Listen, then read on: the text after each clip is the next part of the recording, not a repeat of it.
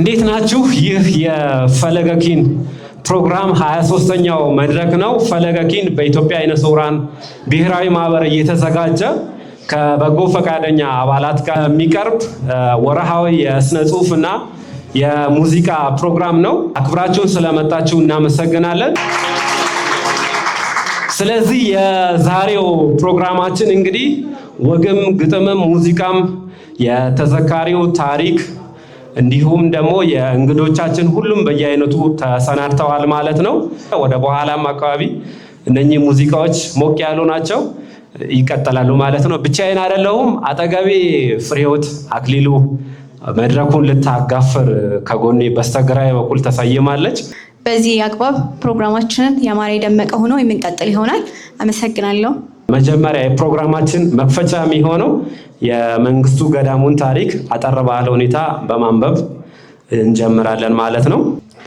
መንግስቱ ገዳሙ በ1920 ዓመተ ምህረት በቀድሞ ሲዳሞ ክፍለ ሀገር በቡሬ ገጠራማ መንደር ነው የተወለደው።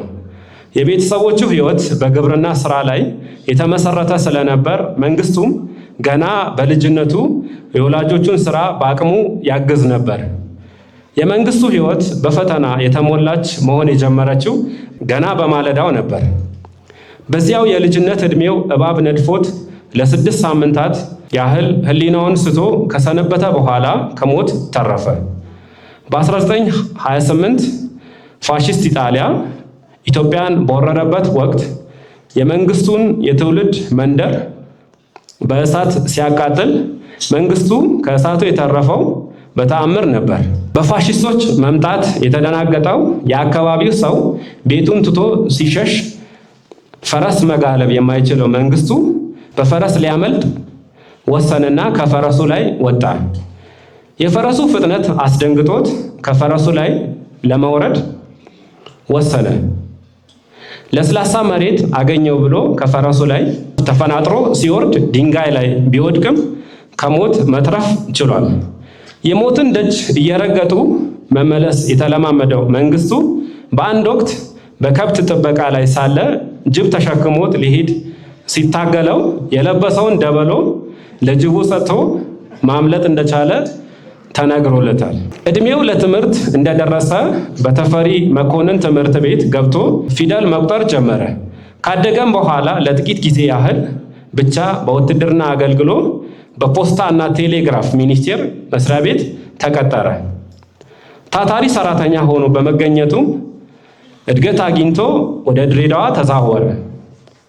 በመቀጠልም በምድር ባቡር ድርጅት ውስጥ ተቀጥሮ መስራት ጀመረ። በዚህም ብዙ አልቆየም።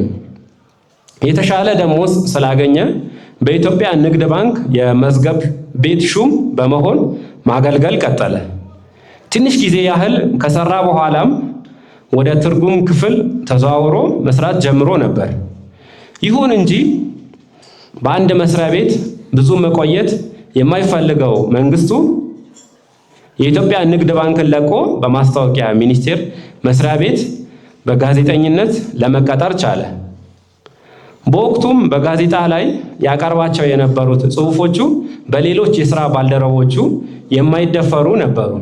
ከዚህም የተነሳ ሞገደኛው ጋዜጠኛ የሚል ቅጽል ስም ተሰጥቶት የነበረው ጋዜጠኛና ደራሲ መንግስቱ ገዳሙ በነበረው የሥነ ጽሁፍ ችሎታ ተጠቅሞ የድርሰት ስራውን መስራት የጀመረው በማስታወቂያ ሚኒስቴር ውስጥ ማገልገል ከጀመረ በኋላ ነበር። ሌላው እንደሚያይህ በሚል ርዕስ በመጀመሪያ ቤሳ ልቦለድ መጽሐፉን በ1949 ዓመተ ምህረት በማሳተም የጀመረው መንግስቱ በርካታ መጽሐፍትን ጽፎ ለአንባቢያን ያቀረበ ድንቅ ደራሲ ነበር። ጋዜጠኛና ደራሲ መንግስቱ ገዳሙ በወቅቱ ከነበሩት ባለስልጣናትም ይሁን ከማህበረሰቡ የተደበቁ ነገሮችን ፈልፍሎ ለማውጣት ብዕሩ ደፋር ነበረች። ከማናንሽ የተሰኘችው የልብ ወለድ መጽሐፍ የፊት ሽፋኗ ላይ አህያ ሙሉ ሱፍ ከነ ሰደርያውና ካፖርት ደርባ ባርኔጣ ደፍታ መነጽር አጥልቃ ትታይበታለች። ድርሰቱ በአህያይቱ ዙሪያ የማጠነጥን ሲሆን የመጽሐፉ አንዱ ክፍል የአህያ ጸሎት ነበር። ጸሎቱም በስመ ጎርማንዲዮስ ወሰርዶ ወፋንድያ በማለት ጸሎቷን አድርሳ ወደ ቀለቧ እንደምታመራ ተጠቅሷል። አንድ ሰው እጅ እንዲነሳላት ተደርጋ የተሳለችው አህያ የወቅቱን የፓርላማ አባላት ለመሳደብ ሆን ብሎ ያዘጋጃት ናት ይባላል። መንግስቱ ገዳሙ እንግዲህ ወደ 24 መጽሐፎች አካባቢ እንዳሳተመ ይነገርለታል።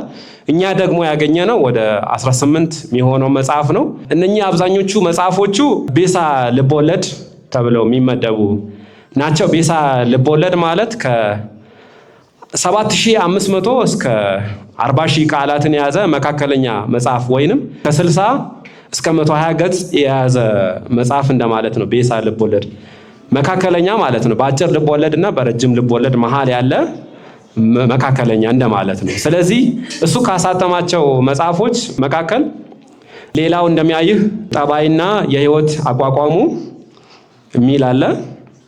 ሁለተኛ አንተ ማነህ የሚል መጽሐፍ ማለት ነው። ሶስተኛ አመፀኛው ሞግዚት፣ አራተኛ ብታምንም ባታምንም፣ አምስተኛ የቡና ቤት ዝንቦች የሚል አለ። መንግስቱ በአንድ ወቅት አስመራ ሄደና ለጉብኝት ማለት ነው በእስር ቤት ያሉትን ሁኔታዎች ለማየት ለመጻፍ አሰበና በተደጋጋሚ ቢጠይቅ ተከለከለ።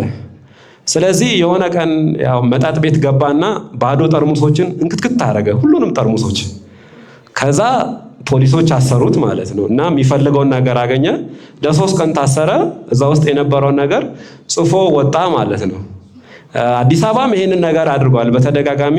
በተደጋጋሚ ነው ባይዘ የታሰረው፣ ግን የሚታሰርበት አስቦና አቅዶ እንደዚህ አይነት የእስር ቤቶችን ሁኔታ ለመጻፍ ነውና ማለት ነው። መንግስቱ እንግዲህ ኢትዮጵያ ውስጥ ቅድም እንዳልኳችሁ የማይደፈሩ ነገሮችን በማድረግ ነው የሚታወቀውና ብዙ ጊዜ ፈረንጅ የቤት ሰራተኛ አይሆንም የሚል አመለካከት አለ አይደል በአበሾች ዘንድ። እሱ ግን አንድ ካፖርቱን ለአንድ ፈረንጅ ምስኪን ፈረንጅ አሸክሞ 700 ብር እየከፈለ ሰራተኛዬን ተዋውቁት እያለ በፒያሳ ጎዳና ያዞር ነበር። ስለዚህ እንግዲህ ዛሬ የመንግስቱን ታሪክ እያወሳን እንገኛለንና እስቲ ከሱ ከመጠጥ ቤት ጋር የተያያዘውን ፍርዬ ታንብብልን። 4 ኪሎ አካባቢ አንድ ተወዳጅ ውስኪ ቤት ነበር። ታዲያ የውስኪ ወዳጆች ቤቱን ከአፍ እስከ ደገፉ ድረስ እየሞሉት መቀመጫ አይገኝም ነበር። አንድ ቀን መንግስቱ ከአንድ የውጭ ጋዜጠኛ ጋር ውስኪ ለመጠጣት ወደ ውስኪ ቤቱ ሲሄድ እንኳን መቀመጫ መቆሚያም ይጠፋል። መንግስቱ በር ላይ ቆሞ አጨበጨበ። ጠጩ ሁሉ ጸጥ ሲል በወቅቱ የነበሩትን ጠቅላይ ሚኒስትር አክሊሉ ሀብተወልድን ጨምሮ ብዙ የመንግስት ሹማምንትን ስም እያነሳ መሳደብ ጀመረ።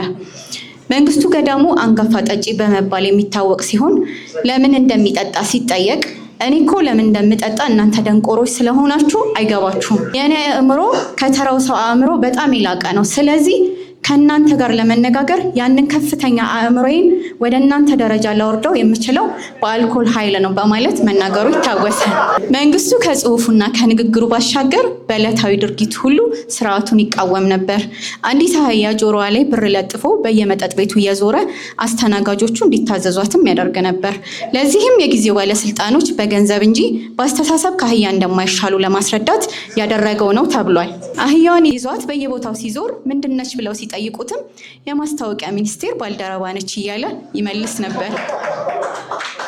በዚያ ዘመን ማስታወቂያውን በአህያ እየዞረ የሚያስነግረው ብሔራዊ ሎተሪ በማስታወቂያ ሚኒስቴር ስር ነበር። በመንግስቱ እሳቤ አህያዋ የባለስልጣኖች ተምሳሌት ነበረች። በ1953 የመፈንቅለ መንግስት ሙከራን ደግፎ ህዝቡ መቀስቀሱም ስርዓቱን የመቃወሙ ምልክት ነበር። ይሁን እንጂ ሞት ለማንኛውም የማይቀር በመሆኑ ከቀደምት አንጋፋ ደራሲያን አንዱ የሆነውና በርካታ መጽሐፍትን ጽፎ በማሳተም ለንባብ ያበቃው ዕውቁ ደራሲ በተወለደ በ48 ዓመቱ ከዚህ ዓለም በሞት ተለየ።